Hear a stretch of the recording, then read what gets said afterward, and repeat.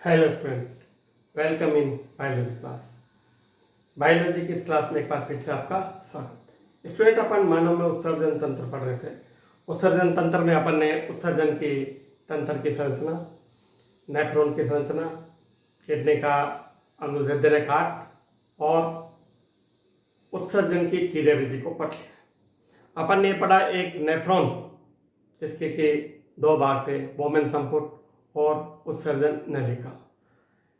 बोमेन संपुट के अंदर रक्त आता है जो दाब के साथ छनता है, जिसको अपन ने परानिस्यंदन कहा था। उत्सर्जन नलिका जिसके तीन भाग थे, समीपस्थ कुंडलित भाग, समीपस्थ कुंडलित भाग की घनाकार कोशिकाएं जो दाब के साथ अल्ट्राफिल्ट्रेशन हुआ और उसमें जो आवश्यक पदार्थ छन गए थे उनका पुनरावशोषण करता है, जैसे ग्लूकोज, अमीनो अम्ल, फैटी एसिड, विटामिन आदि, खनिज आदि। और यह छनित जो दूरस्थ कुंडलित नलिका से गुजरता है, तब वो रक्त जो बिना छने ही चला गया था और परिनलिका केशिका या कैपिलरी के द्वारा दूरस्थ कुंडलित भाग के चारों ओर जब प्रवाहित होता है तो उस रक्त में से उत्सर्जित पदार्थ जैसे यूरिया, यूरिक अम्ल, हिप्योरिक अम्ल, क्रिएटिन आदि रक्त में से उस दूरस्थ कुंडलित भाग की अवकाशिका में छोड़ दिया जाता है, जिसको अपन ने स्रवण नाम दिया। स्टूडेंट, ये अपन ने जो पढ़ा ये तो था separation of excretory substance from blood, रक्त में से उत्सर्जित पदार्थों का पृथक्करण। अब अपन बात करते हैं मूत्र का निर्माण किस प्रकार होता है। ये तो हुआ उत्सर्जित पदार्थ जो नाइट्रोजन युक्त थे उनका रक्त से पृथक करना, फॉर्मेशन ऑफ यूरिन।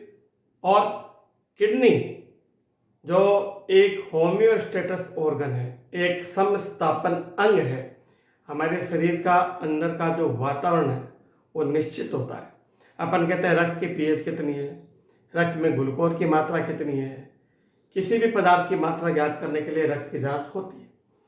तो रक्त में इन पदार्थों की मात्रा का नियमन कौन करता है? इनका नियमन करता है किडनी, वृक्क। इसलिए वृक्कों को बोला है homeostatic organ. Kidney is a homeostatic organ. Kidney एक वृक्क, एक समस्थापन अंग है, शरीर के अंदर का वातावरण निश्चित रखता है। किडनी के द्वारा ही शरीर में जल की मात्रा का नियमन होता है, जिसे अपन पराशरण नियमन भी कहते हैं। तो इन सब बातों का अपन यहाँ अध्ययन करते हैं, ये किस प्रकार से होता है। तो इसलिए अपन ने वृक्क में पढ़ा था कि नेफ्रॉन और नेफ्रॉन के जो भाग थे, बोमेन संपुट, समीपस्थ कुंडलित भाग, नलिका लूप, दूरस्थ कुंडलित भाग, संग्रह नलिका। ये भुजा नीचे आ रही थी, डिसेंडिंग अवरोही भुजा, ये ऊपर जा रही थी, आरोही भुजा, और ये लूप था। इस लूप के चारों ओर जो रक्त केशिकाएं होती हैं, आगे अपन पढ़ेंगे, जो उनका अलग से कार्य जो है। जो छनित था, छनित का अधिकतम भाग समीपस्थ कुंडलित नलिकाओं द्वारा अवशोषित हो जाता है। सक्रिय अवशोषण जब ऊर्जा खर्च करके किया जाता है, जैसे ग्लूकोज है, अमीनो अम्ल है, इनका ऊर्जा खर्च करके समीपस्थ कुंडलित भाग की कोशिकाएं ब्रश बॉर्डर और माइटोकॉन्ड्रिया के द्वारा इनका अवशोषण कर लेती है। ग्लूकोज, अमीनो अम्ल, विटामिन, हार्मोन्स, कुछ फैटी एसिड आदि।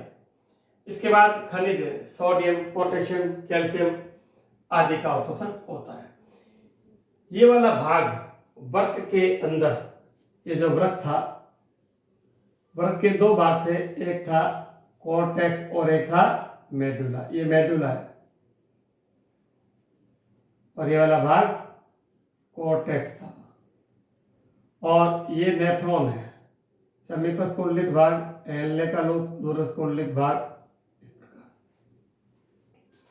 तो सेठ, जो ये ऊपर का भाग है कॉर्टेक्स, इस कॉर्टेक्स में और मेडुला में जो छनित प्रवाहित होता है उसकी सांद्रता बदलती रहती है, क्योंकि कुछ पदार्थों का उत्सर्जन होता है, कुछ पदार्थों का अवशोषण होता है।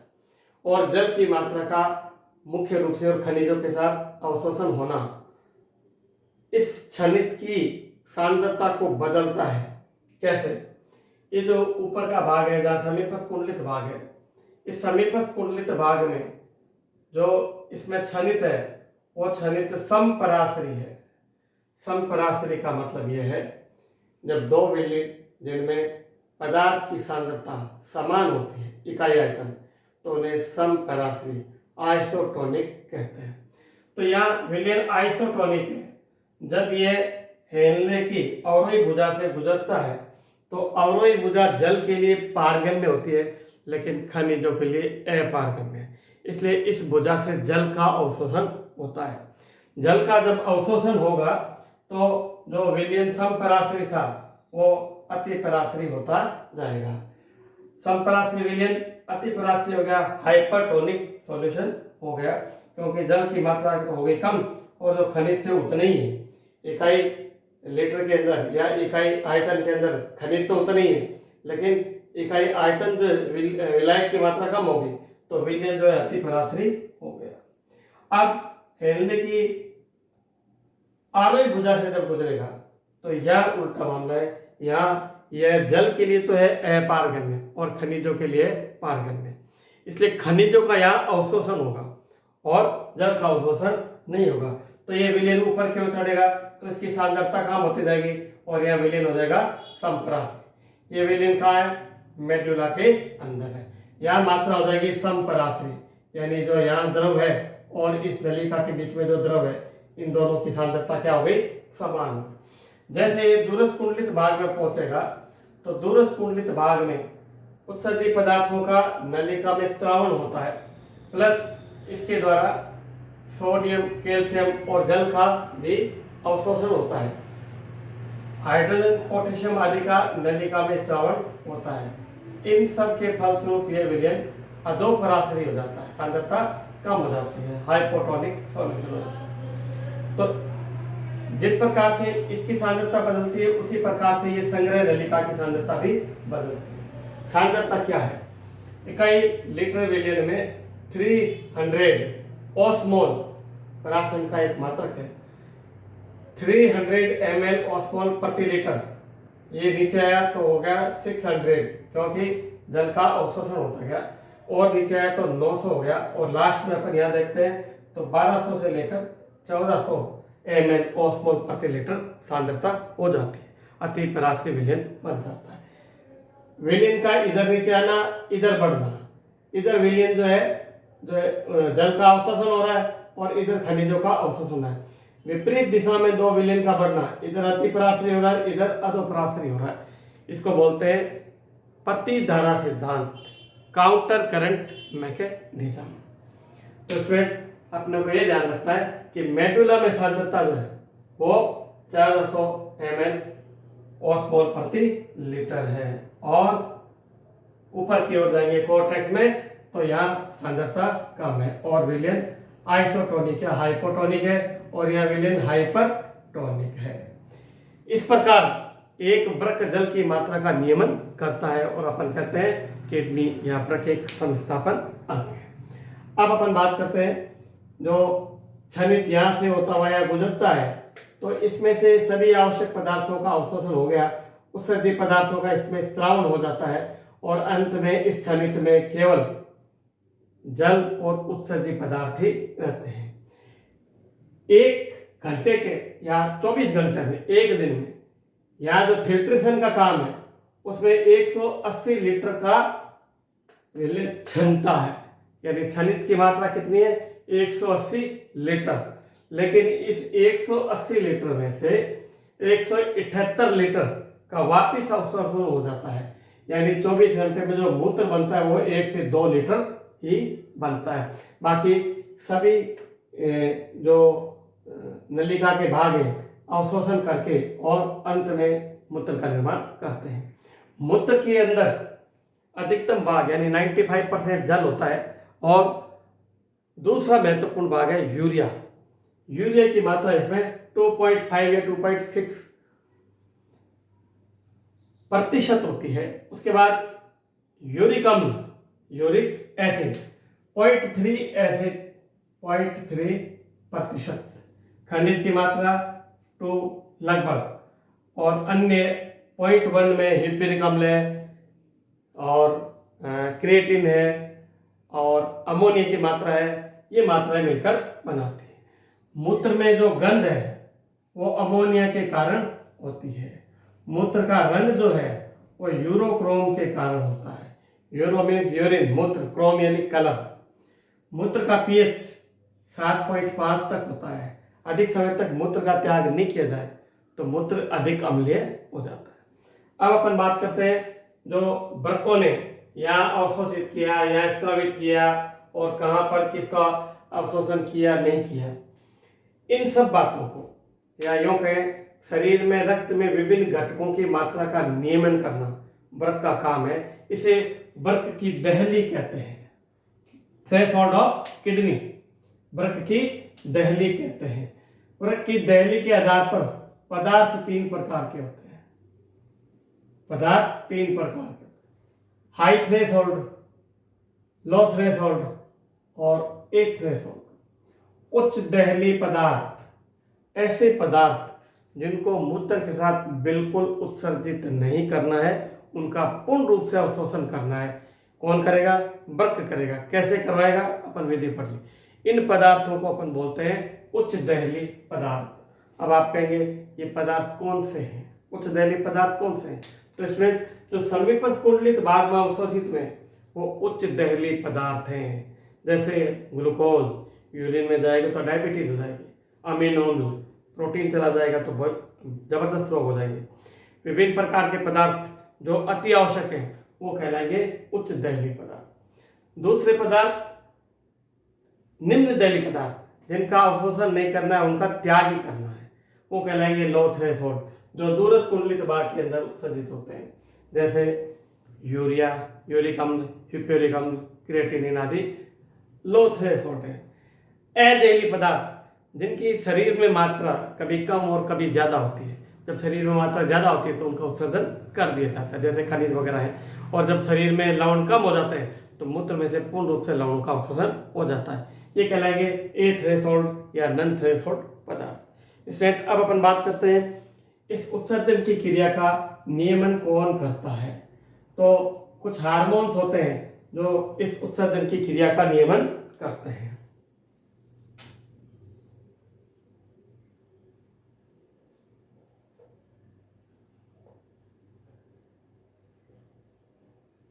नियंत्रण, कंट्रोल, मुख्य रूप से हार्मोन द्वारा नियंत्रण होता है। हार्मोन कौन कौन से हार्मोन्स आते हैं? तो सबसे पहले जो हार्मोन आता है उसका नाम है एल्डोस्टेरोन। एल्डोस्टेरोन या मिनरलोकोर्टिकोइड्स।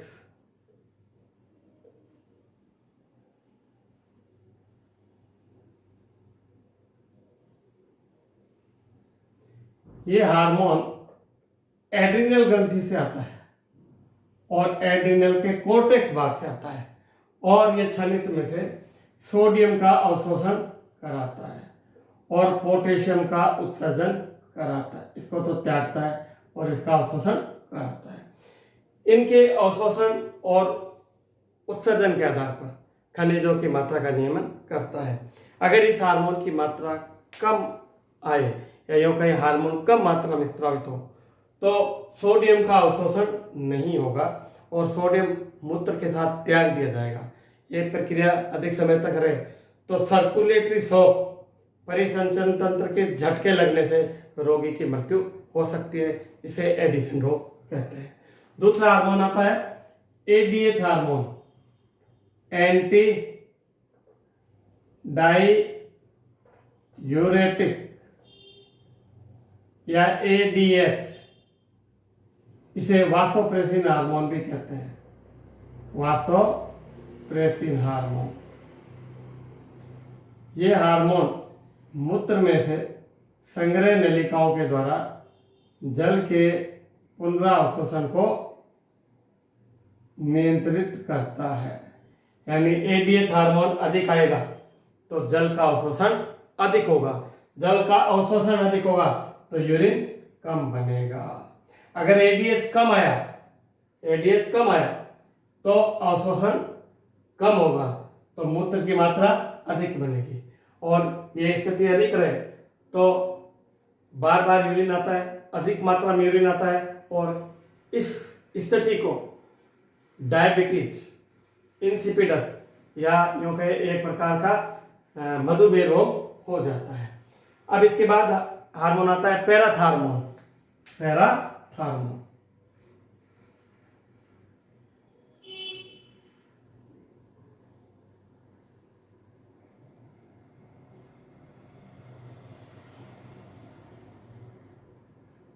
जैसा कि नाम से पता चल रहा है, पैराथायरॉइड ग्रंथि से आता है, और यह कैल्शियम का अवशोषण और फास्फेट का उत्सर्जन कराता है, यानी कैल्शियम और फास्फेट की मात्रा का नियमन करता है। इसके अलावा चौथा हार्मोन आता है थायरोक्सिन हार्मोन। थायराइड ग्रंथि से आने वाला थायरोक्सिन हार्मोन। थायरोक्सिन हार्मोन अधिक आएगा तो यूरिन अधिक मात्रा में उत्सर्जित होगा, इसलिए अपन कहते हैं थायरोक्सिन प्रोपोर्शनल यूरिन अधिक। अगर थायरोक्सिन कम आएगा तो यूरिन का निर्माण कम हो। तो इसमें मैं समझता हूँ आपको मूत्र निर्माण की क्रियाविधि, काउंटर करेंट सिद्धांत, प्रतिधारा सिद्धांत, पुनरावशोषण, स्त्रावन, मूत्र नलिका में सांद्रता, वृक्क के अंदर की सांद्रता, और मूत्र एक दिन में कितना बनता है, मूत्र का घटक क्या होता है, कंटेंट क्या होते हैं, वृक्क की देहली क्या है, होम्योस्टेटस क्या है, अच्छी तरह समझ आगे होंगे। अगर फिर भी आपको कोई समस्या हो तो आप उससे क्वेश्चन कर पूछ सकते हैं। Okay, thank you.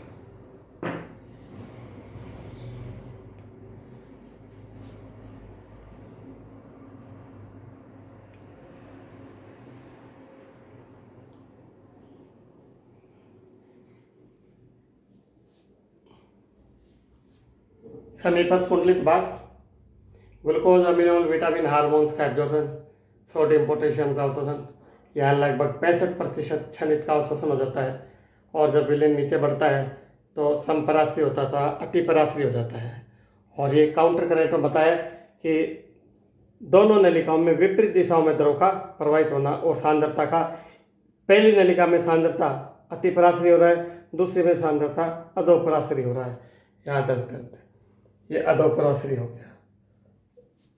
क्षणित के अंदर यूरिन का संगठन, जल, यूरिया, यूरिक अम्ल, खनिज और अन्य उत्सर्जी पदार्थ, मूत्र में गंध, अमोनिया, रंग, यूरोफॉर्म, पीएच, वृक्क की देहली, हाई थ्रेशोल्ड, लो थ्रेशोल्ड और ए थ्रेशोल्ड या नॉन थ्रेशोल्ड, और उत्सर्जन की क्रियाविधि का नियंत्रण। 4 हार्मोन है। पहला हार्मोन एल्डोस्टेरोन या मिनरलोकोर्टिकॉइड, दूसरा एंटी डायूरेटिक हार्मोन है एडीएच, पीयूष ग्रंथि की जो पश्चपाली है वहाँ से स्रावित होता है। उसके बाद अपन ने पढ़ा पैराथार्मोन, पैराथायरॉइड से आता है, और फिर पढ़ना पड़ा थायरोक्सिन हार्मोन जो थायराइड ग्रंथि से आता है। इस प्रकार से ये अपना टॉपिक यहाँ पूरा होता है।